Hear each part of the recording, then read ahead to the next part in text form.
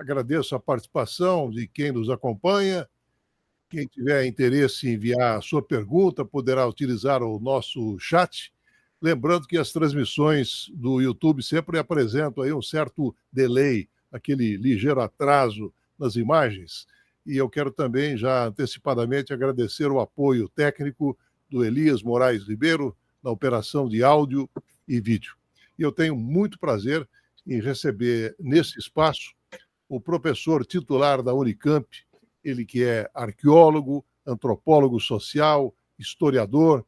Ele publicou e organizou mais de 470 livros, publicou mais de 680 artigos, mais de 130 revistas científicas de países como Estados Unidos, Holanda, França, Itália, Espanha, Áustria, Austrália, Argentina, Colômbia, Brasil e muitos outros.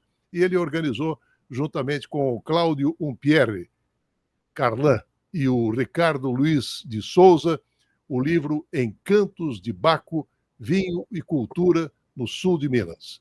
Professor Pedro Paulo Funari, grande prazer em tê-lo de volta ao programa.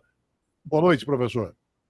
Boa noite, Márcio. Uma satisfação estar aqui com você e com todo o público que nos está acompanhando neste momento e posteriormente, porque isso ficará disponível a partir de agora na internet. Então, uma satisfação muito grande, viu, Márcio, poder compartilhar, bater um papo com você nesta noite. Muito bem, professor. Olha, quando eu recebi esse exemplar aqui, eu confesso que realmente fiquei profundamente surpreso com a gama de informações desse livro Encantos de Baco, Vinho e Cultura no Sul de Minas. E o Baco, sobejamente conhecido, mas o vinho e a cultura do Sul de Minas, nem tanto. E aí eu pergunto, que Brasil é esse, professor? Olha, Márcio, foi muito bom você começar com isso, porque nós associamos muitas vezes o vinho, no caso do Brasil, a algo exótico, a algo que vem de fora, a algo que, inclusive, dá status, muitas vezes, por preço relativamente caro, e, portanto, a ideia que nós acabamos, muitas vezes, por ter como senso comum, como uma verdade dada, é justamente esse caráter mais de status ligado ao vinho. No entanto, o vinho, em primeiro lugar, ele é um alimento.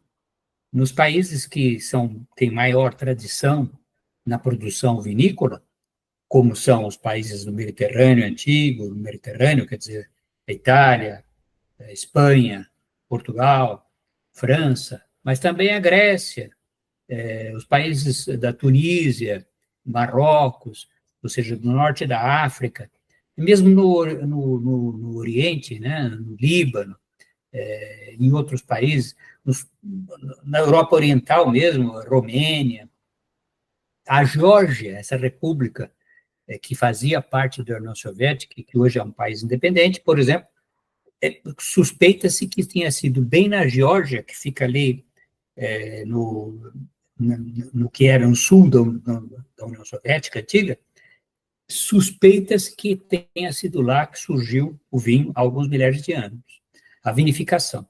Então, eu acho que a questão a primeira coisa, é ter uma ideia de que o vinho, ele é um alimento. E, inclusive, uma coisa, Márcio, que poucos sabem, é que até o século XX, por uma questão sanitária, pelo fato de que não havia muito suprimento de água potável, a água potável, ela não é tão comum assim quanto se pensa. Só nesses últimos 120 anos é que a água potável, ela se tornou potável graças ao tratamento em usinas de tratamento de água. Mas antes disso, a água muitas vezes era vetor de doenças.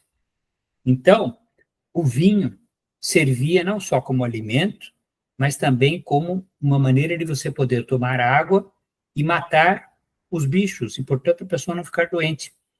Basta dizer para você, Márcio, que até 1956, na França, as crianças, desde o primeiro ano escolar, com 7 anos, até qualquer percurso que fizesse, mas desde pequenas, elas tinham na cantina vinho, e vinho com água. Por quê? Justamente era uma maneira de você poder garantir que a água não estava contaminada.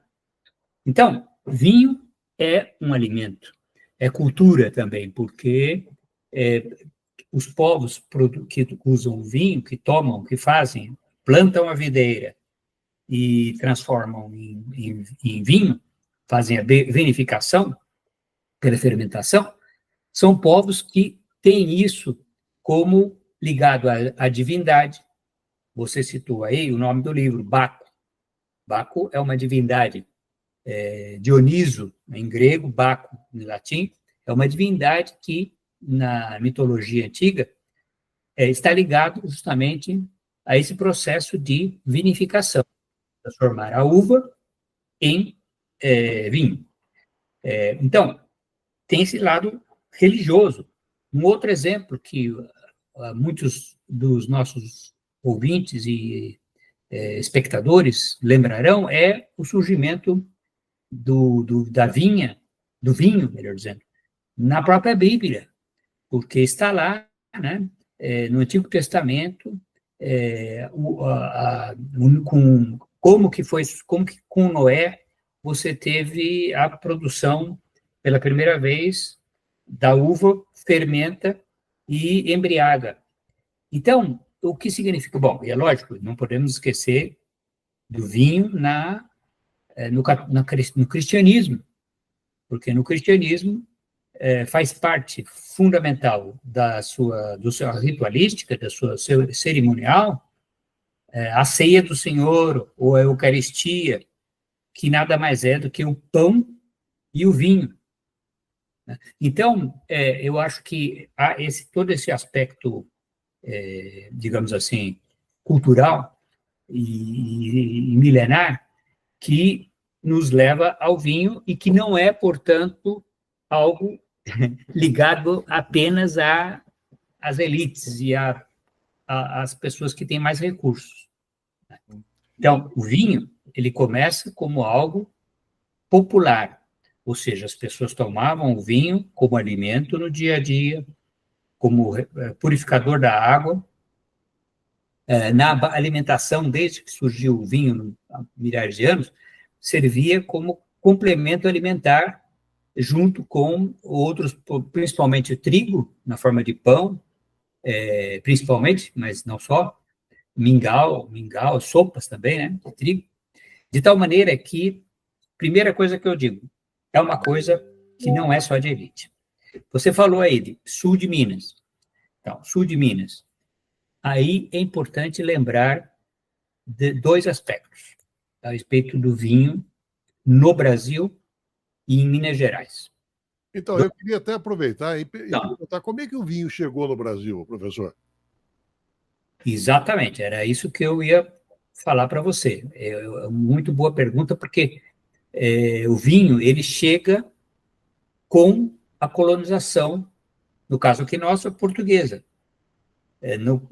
Nos outros países da América Latina, colonização ibérica. Mas por quê? Porque, justamente, como eu acabei de dizer, para que se possa ter a celebração da Eucaristia, a missa, né, é necessário o vinho.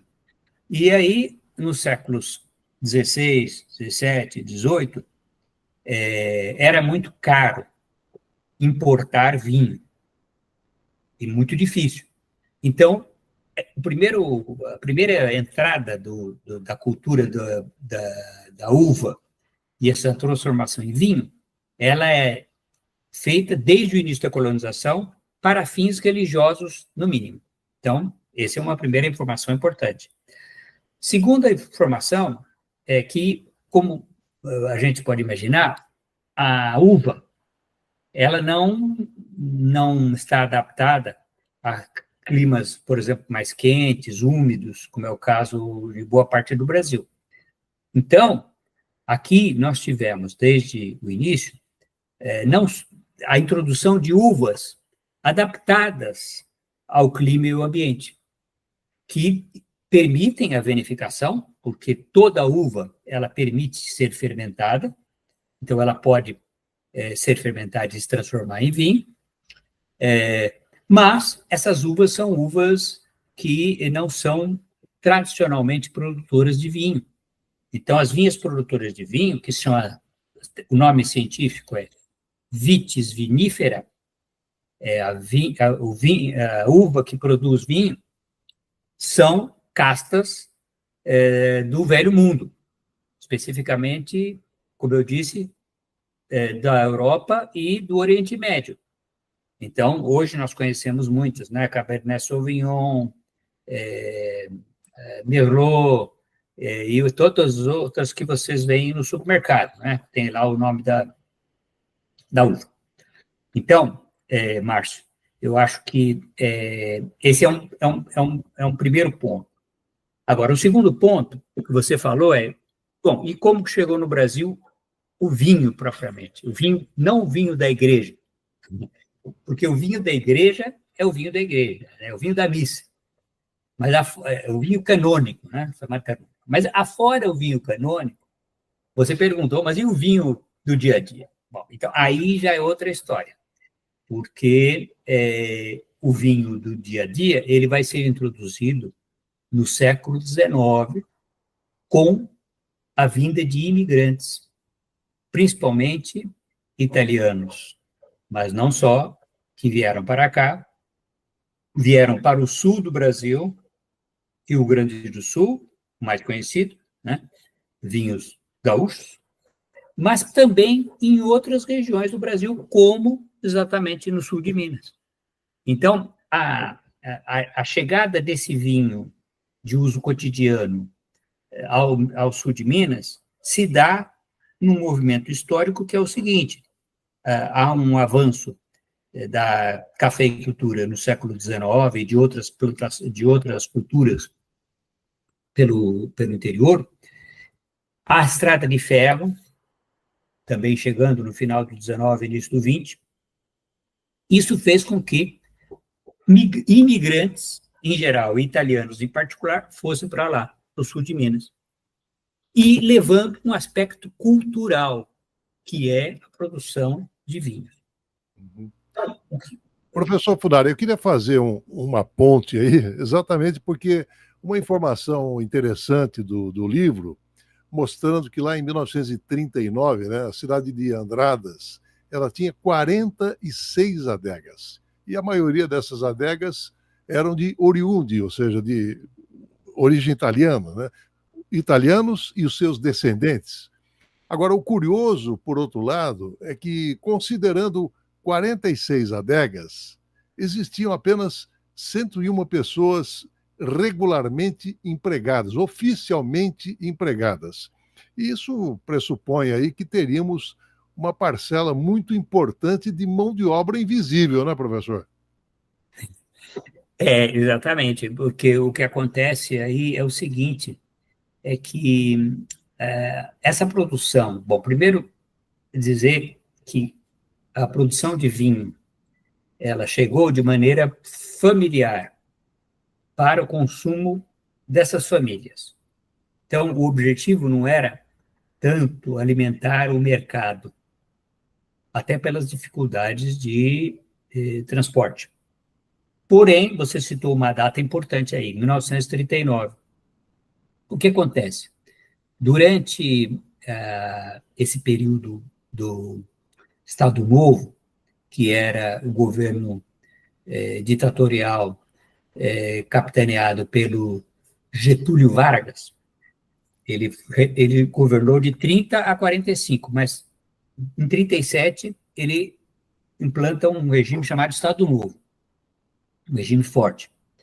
Então, mas uma das características que tem a ver muito com o vinho é o fato de que ele favoreceu a produção tudo que fosse possível no país. Inclusive, favoreceu a plantação e o estudo de mudas, de uvas, que pudessem produzir o vinho aqui.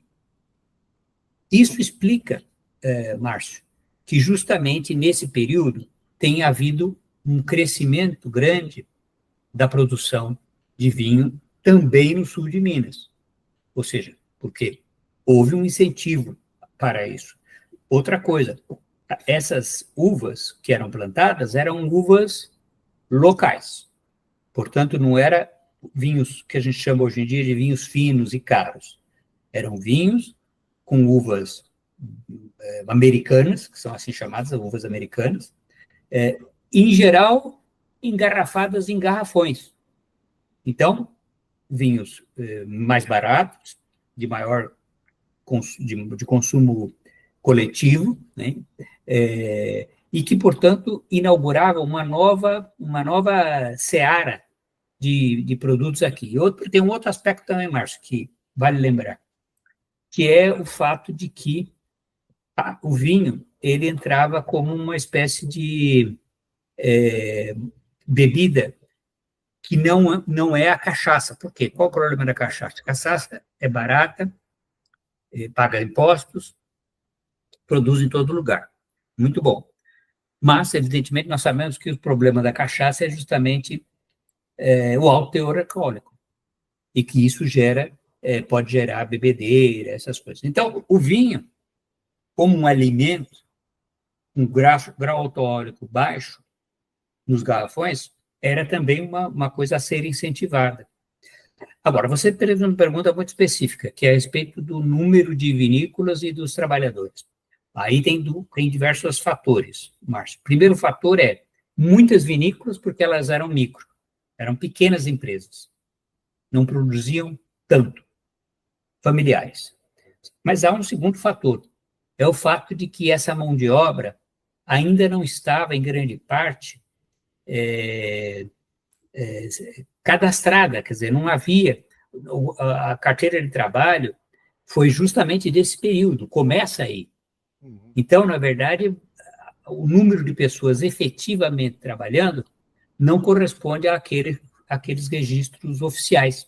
Daí a sua observação. Eu queria fazer até uma provocação em cima exatamente disso, porque o que também poderia explicar essa questão com relação ao emprego na vitivinicultura, porque o início do século XX, professor Funari, ele foi marcado pela chegada, então, dos imigrantes italianos, espanhóis e portugueses, e, consequentemente, nós experimentamos nesse processo uma substituição da mão de obra escrava nas fazendas. E parece que, no entanto, esse tipo de escravidão ele foi mudado apenas no perfil da raça, né? Bom, exatamente. Você falou muito bem, porque primeiro duas coisas exatamente. Primeiro que não só de raça, porque nós sabemos que boa parte da mão de obra também continua a ser de afrodescendentes. Mas como não havia registro, como nós estamos falando aqui, com grande parte informal, né? Então tinha essa população afrodescendente, tinha a população cabocla, ou seja, a população local, que era uma mescla de pessoas de diferentes origens, inclusive indígenas, né? Uma percentagem grande da população, qualquer região do Brasil, mas no sul de Minas também, pessoas que tinham ascendência indígena. Bom, e aí entra, como você disse, a questão familiar, porque o que acontece é que nessa microempresa de produção de vinho, a família toda participava, e, portanto, era uma empresa familiar e, portanto, passa um pouco fora do radar. Mas você tem razão, que uma coisa que não se pode esquecer é que essas pessoas, essas vinícolas, elas não são empreendimentos de grande capital. Então, eu acho que esse é um ponto importante no que você falou, quer dizer, são microempresas E isso é interessante porque demonstra que havia espaço e há espaço para a pequena agricultura, né?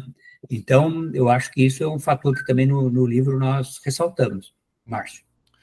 Outro dia eu estava tomando vinho, né? E de repente eu olhei para a taça e pensei, que coisa fantástica esse vinho que atravessou distintos períodos da história, né, professor Funari, com os seus produtores sempre procurando aí conquistar os corações, as preferências do público consumidor. E nos dias de hoje, inclusive, essa disputa que remonta à antiguidade ainda acontece de forma bastante acirrada, né? Exatamente. Eu acho que você citou aí os vinhos hoje em dia. Eu acho que a gente pode aproximar no tempo essa produção aí do sul de Minas, porque o que acontece? Essa região do sul de Minas, ela teve um auge, Andradas, centrada em Andradas, né? Teve um auge de produção justamente causado pelas restrições de importação, na década de 40, 50, 60. Por quê? Porque as importações, elas eram caras, difíceis. Então, a produção do vinho em garrafão atingiu o ápice nesse período, abastecendo mercados como do São Paulo, a capital paulista. A capital paulista teve um crescimento vertiginoso nessas décadas, né? 50, 60, 70, quer dizer, nós temos um crescimento populacional muito grande, centro consumidor muito grande. Então, a produção de vinho de garrafão foi muito bem acolhida, mas entrou em crise. Entrou em crise não pela importação, mas pela competição com os gaúchos, porque os gaúchos conseguiram, graças principalmente ao transporte terrestre, ou seja, rodovias, porque na década de 50, o Juscelino, ele aprofundou as estradas, ligações por estradas, de tal maneira que, na década de 60, começou a haver a distribuição dos vinhos de garrafão, dos vinhos gaúchos, e fazendo uma competição com a produção do sul de Minas.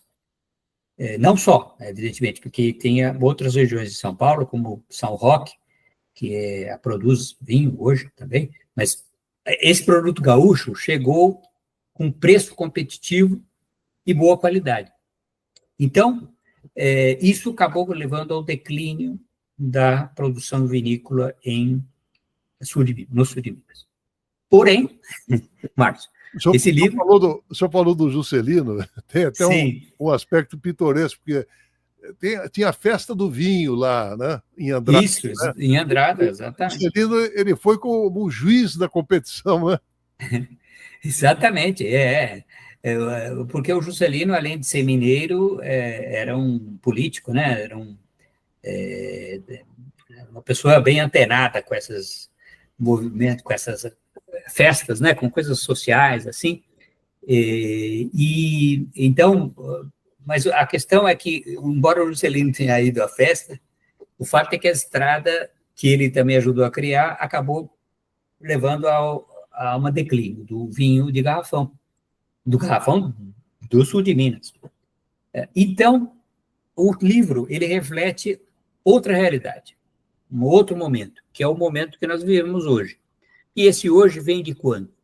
Vem do início, do final do século XX e início do século XXI. Porque o que acontece? O vinho, como eu já havia mencionado de início, ele passou a ser consumido não só em garrafão, ele continua sendo majoritariamente consumido no Brasil em garrafões, mas surgiram os vinhos finos, uma difusão dos vinhos finos, brasileiros e estrangeiros.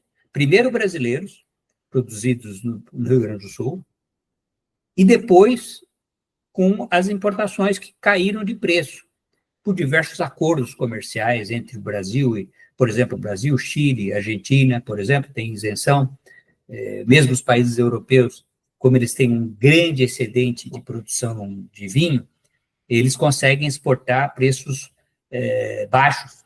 Inclusive, eles não pagam imposto porque, tanto na Argentina, no Chile e na Europa, eles não pagam imposto de bebida alcoólica, porque são considerados alimentos. Então, sai com uma competição, preço competitivo, muito grande, enquanto que o vinho brasileiro, ele é cobrado como bebida alcoólica.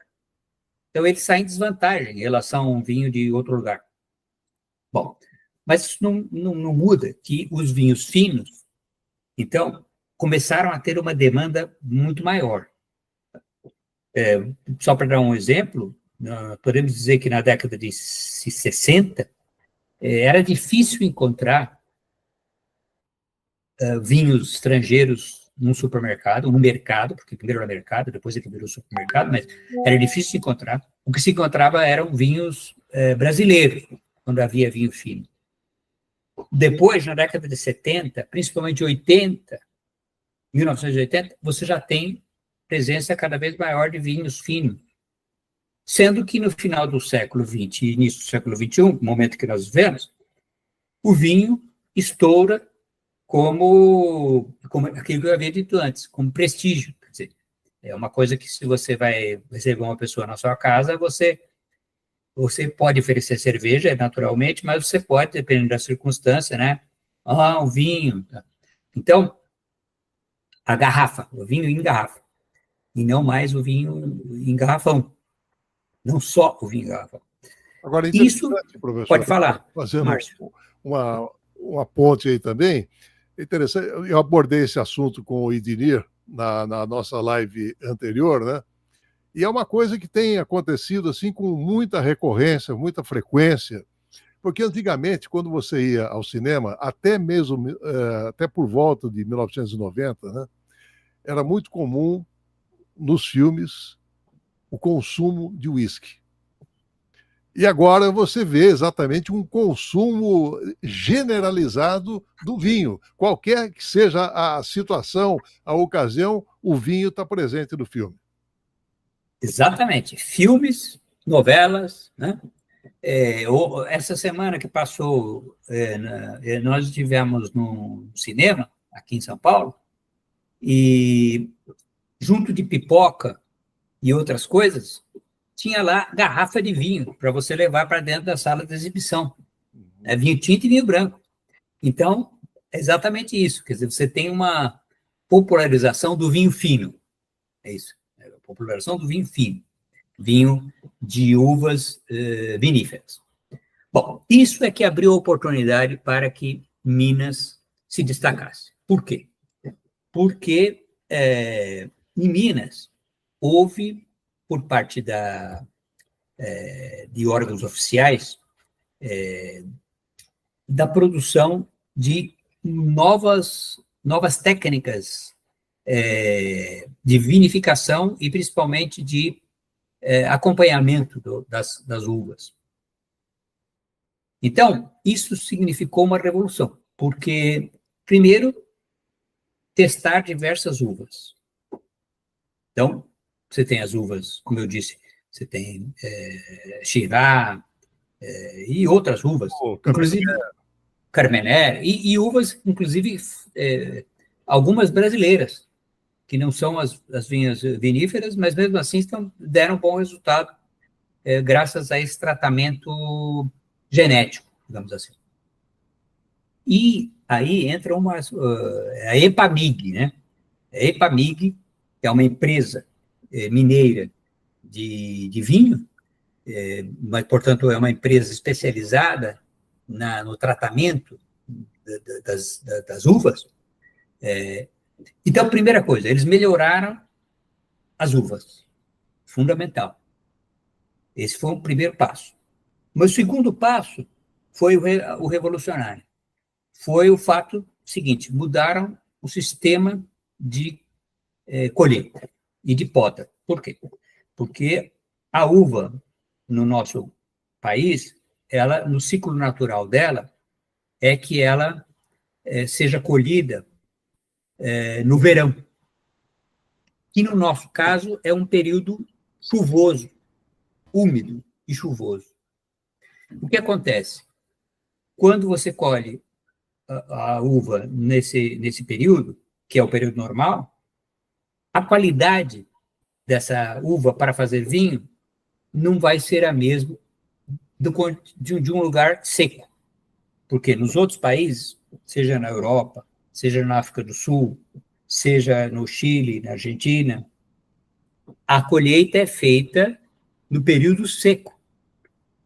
Bom, aí eles fizeram a revolução. Eles falaram, bom, nós vamos fazer, então, dupla poda. Nós vamos fazer, quando chegar na época do verão, nós podamos e ela vai ser colhida no inverno.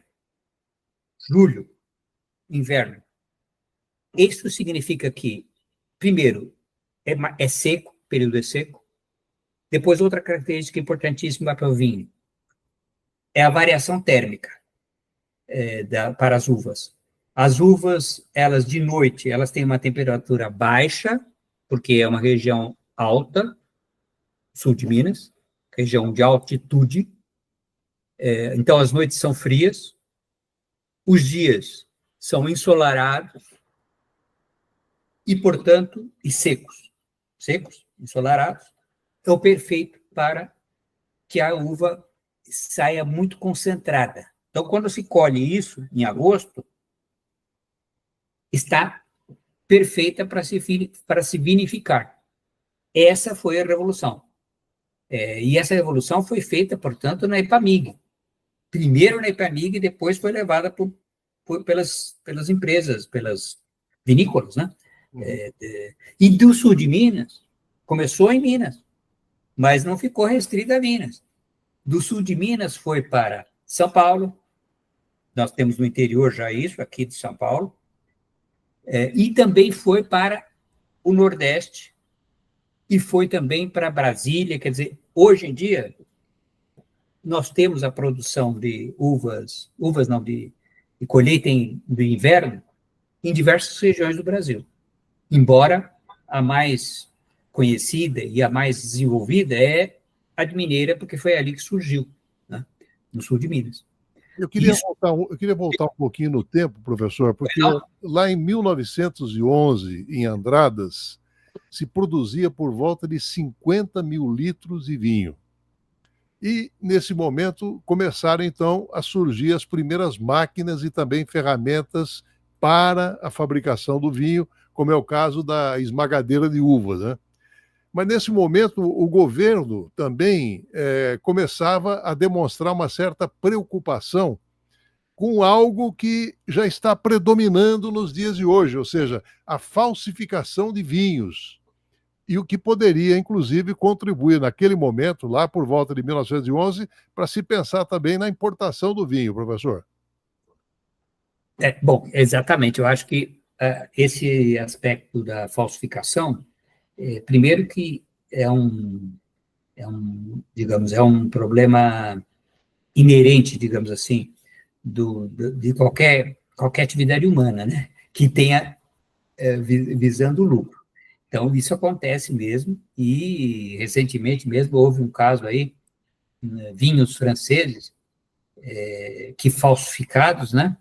Em que a pessoa, vinhos assim caros, né? Esses vinhos de milhares não nem de reais, milhares de euros, né? Milhares de dólares, e na verdade não era o vinho que estava sendo anunciado, né? Bom, então isso acontece mesmo. Agora, a questão da importação, que você falou, eu acho que ela é nesse momento, no início do século XX, ela tem um problema, assim, o Brasil, naquele momento, estava vivendo, no início do século XX, o auge do café. O café permitia que o Brasil comprasse muita coisa fora. Então, esse foi, naquele momento, é o momento em que o Brasil vai se caracterizar por ser um importador de tudo, sabe?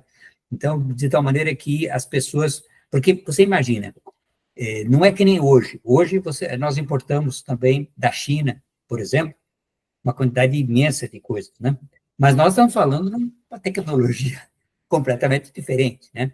Para você fazer a importação no início do século XX era muito mais caro do que hoje. E mesmo assim, se importava praticamente tudo. Então, quer dizer, a indústria brasileira, ela tardou a se desenvolver, e como eu já havia dito num outro momento da nossa fala, foi em grande parte graças a Getúlio Vargas, nessa política de, de nacionalização, que garantiu, não, mas que dificultou a importação e favoreceu a produção das coisas no Brasil. Eu acho que esse é um aspecto que tem que ser posto em relação a isso que você falou. Então, no caso do início do século XX, foi isso. Agora, no caso, como eu disse, quando acabou a indústria do sul de Minas, foi por causa do Rio Grande do Sul. Já era uma outra situação. E quando ressurge agora, ela ressurge nesse ambiente que você mencionou antes, nós mencionamos aqui, de vinhos mais caros, vinhos que vão ser servidos em restaurante, que você vai servir para uma visita, e principalmente uma outra coisa também, Márcio, que eu já vou falar porque tem muita gente interessada nisso, que é o enoturismo, turismo do vinho. Uhum.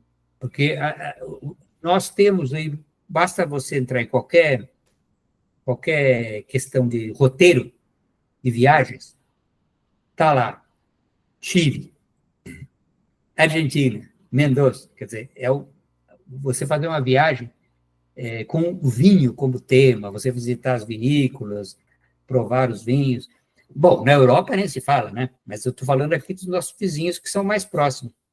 E nos Estados Unidos, nós temos a região da Califórnia que tem explorado isso com muita competência. Aliás, eu na live anterior, eu me referi, inclusive, às vinícolas do Coppola. Logo depois, vinha saber, o Coppola esteve no Brasil a semana retrasada, inclusive, para lançar o seu livro Megalópolis, e eu fiquei sabendo, assim, com muita tristeza, que para produzir o filme dele, ele teve que se desfazer das vinícolas, que ele, inclusive, parte delas herdou do avô. Olha, pois então, agora, de qualquer maneira, como você diz, eu acho que eles vendem muito bem, né, os americanos, Califórnia. E outra coisa, no Brasil, também vende muito bem, dentro do Brasil, o que se vende são as vinícolas do Rio Grande do Sul. E realmente, porque são tão bem conectadas por avião. Então, de São Paulo, você pode ir para a região vinícola em menos de 2 horas, né? Menos, 1h40, por coisa assim. Quer dizer, não precisa fazer traslado, né? Já vai lá direto na região dos vinhedos. Ótimo. Mas, aí volta o sul de Minas. Uma coisa que tem valorizado muito essa produção brasileira, brasileira em geral e do sul de Minas em particular, é o enoturismo, porque as pessoas têm a poucas horas de São Paulo, sem necessidade de avião, de carro, portanto, a 4, 5 horas de carro, tem uma região vinícola em que você vai poder ter toda aquela experiência que você teria num outro país ou mesmo no Rio Grande do Sul, com a vantagem de que você vai com o seu próprio carro, não precisa alugar o carro no lugar, né, para fazer o passeio, não paga também a passagem aérea, e você tem uma experiência que tem uma outra vantagem também aí, Márcio, é a junção do enoturismo, como em qualquer caso, né, sempre o enoturismo vai junto com a cultura, a cozinha local, né? Sempre tem a coisa, no Rio Grande do Sul é a cozinha dos colonos, né? E no caso do sul de Minas, temos a cozinha mineira, propriamente dita, né? Que também tem fama nacional e mundial. Então, você tem acopla esses dois fatores. E aí entra um aspecto cultural importante, Márcio, que é o seguinte: você tomar um vinho do sul de Minas, no sul de Minas, com comida mineira, é incomparável em relação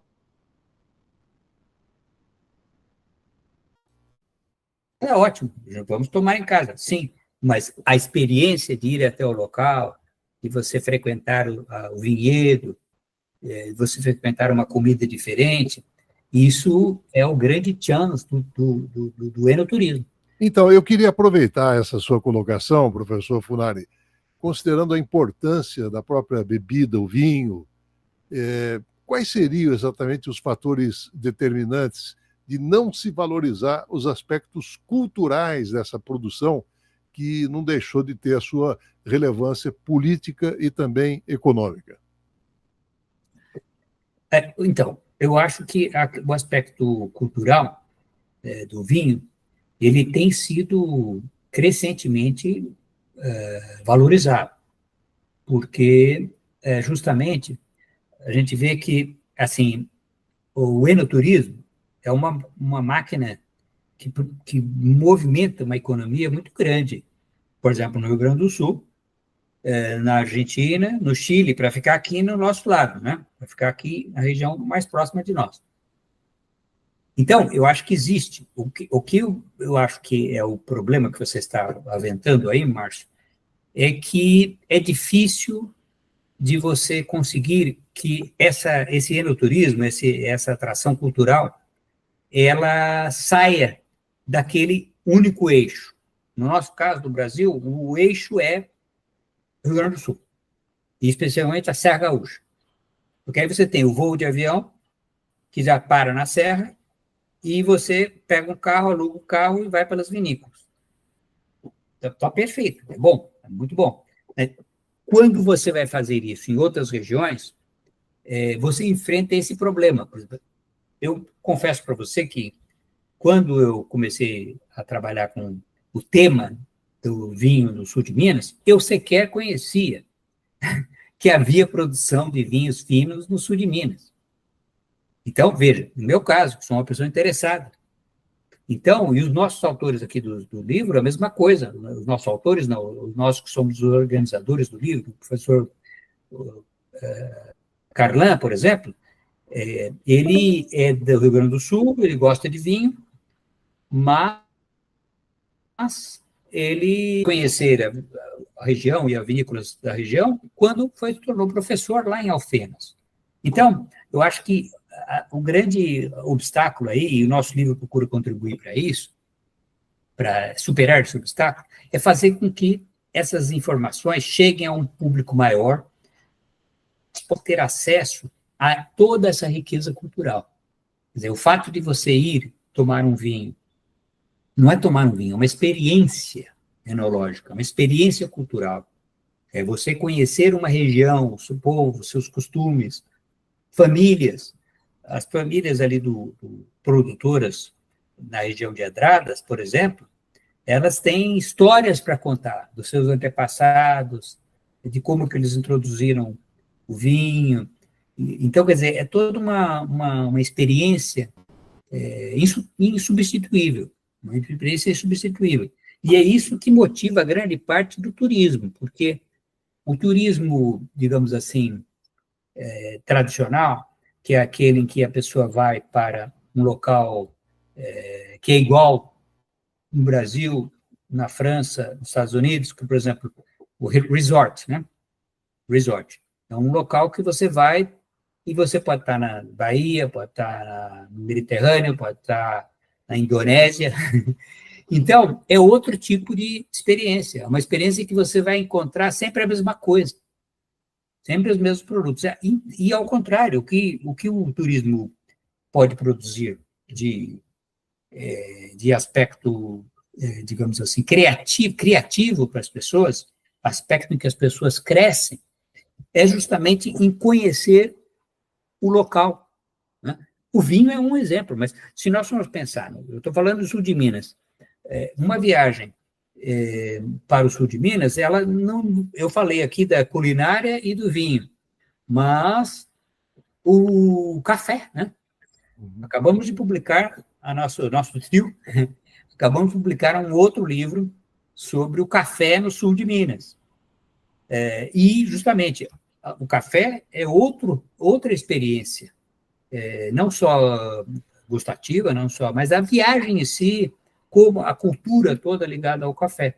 Então, eu acho que isso é que precisa ser mais bem conhecido, Márcio, que você perguntou. Eu acho que isso é que precisa ser bem divulgado. Então, eu acho que está bem consolidado isso que você citou, que é nos filmes, nas novelas, está lá sempre o vinho. Isso é uma mudança cultural muito boa e espetacular. Mas é importante também termos em mente que isso consiga chegar às áreas produtivas. Hollywood faz isso com a Califórnia. Quantos filmes se passam em torno do vinhedo, né, dos vinhedos da Califórnia, né? Então, é exatamente em cima disso que, quando eu falo o aspecto cultural, por exemplo, pela riqueza de informações, pela importância histórica, inclusive, que essa cultura no sul de Minas tem com relação ao vinho, isso caberia perfeitamente numa superprodução cinematográfica, professor Funari. Exatamente. Você tem toda a razão. E também cinematográfica ou também novela, né? Ou minissérie. Minissérie, que é o intermediário aí, exatamente. Mas o filme, eu acho que também seria muito bom, porque outra coisa também, essa região aí do sul de Minas, ela tem também outros atrativos que se associam ao vinho e ao que estamos falando, como, por exemplo, principalmente as termas, ou seja, temos águas termais nessa região toda. Nós temos também, além das águas termais, edifícios históricos, antigos cassinos, hotéis da década de 20, 30. Por quê? Porque até a proibição dos cassinos, os cassinos iam para essas regiões. E havia grandes hotéis que aproveitavam-se das águas termais também, cassinos. Então, você tem um patrimônio histórico e artístico excepcional nessa região, e também pouco conhecido. Então, eu acho que isso tem que ser destacado, porque tem uma região em volta do sul de Minas, nós temos uma grande parte da população brasileira, eu diria, porque você tem São Paulo, Rio de Janeiro, Belo Horizonte, aí o Triângulo Mineiro, interior de São Paulo, Ribeirão Preto. Então, numa região assim que dá para ir de carro, né? Uma região... Professor, nós estamos no finalzinho, mas eu não queria perder a oportunidade para adentrar uma outra área de especialização da sua atividade acadêmica, que é exatamente arqueologia. E, consequentemente, aqueles vasos cerâmicos de uso doméstico, escavados pela arqueologia, nos deram evidências da presença do vinho nas relações sociais dos antigos gregos, professor. Exatamente, você falou muito bem. Bom, os gregos e os romanos, eles usavam muito o vinho como alimento, pelo mesmo motivo que eu falei antes, limpar a água, né? Embora os romanos tivessem água encanada, e, portanto, em certo sentido, tinham fontes e tinham água boa, digamos assim, mas mesmo assim o vinho era muito utilizado como alimento. Em qualquer refeição tinha que ter vinho. Isso a gente vê na última ceia, como eu já falei, né? Não é à toa que na última ceia tem pão e vinho, né? Porque isso é o alimento que seria hoje arroz com feijão, digamos assim. Bom, de qualquer maneira, isso significa que havia que transportar o vinho e servir. São dois tipos de servir. E aí, transportar são ânforas, que são vasos bem grandes, que chega até 70, 80 centímetros de altura, pesar bastante, também 10, 20 quilos, e com capacidade de 30, 40 quilos de vinho. Então, por quê? Transportava em barcos. E, ao transportar em barcos, permitia uma movimentação imensa no Mediterrâneo E além, até na Índia, por exemplo, se encontram ânforas do Mediterrâneo. Bom, esse é um lado. Depois, chegando no lugar, para o banquete, para se tomar o vinho, eram necessários vasos menores, que seriam ou ânforas de mesa ou outros tipos de jarra. E depois, por último, para você tomar, precisava ter o que a gente chamaria de taça. A taça, que era um pouco diferente da nossa, porque ela em geral era mais aberta assim, mas era uma taça, né? Que você bebia assim, com as duas mãos, em geral com as duas mãos. Isso a gente já vê muito em filme, né? Uhum. E essas taças também decoradas. A mesma coisa os vasos de mesa, os vasos onde o vinho estava. O vinho misturado com água. Também havia um vaso, cratera, para misturar vinho e água. Os gregos nunca tomavam o vinho puro. Os romanos sim, mas os gregos não. Então você misturava a água e vinho numa cratera. Então, isso significa que nós temos muito conhecimento sobre o vinho na antiguidade graças à arqueologia. Porque, além das fontes escritas que falam sobre o vinho, nós podemos verificar aonde eram exportados os produtos, aonde chegavam, como chegavam, se era de barco, se era transportando por terra. Em geral, por terra eram rios, né? Eram por rios, embora também os romanos tenham criado uma infinidade de estradas que também ajudaram muito entre um rio e uma cidade por meio da estrada. Professor, mas então, aqui a gente tem que domar o tempo, senão a gente acaba sendo engolido por ele, né?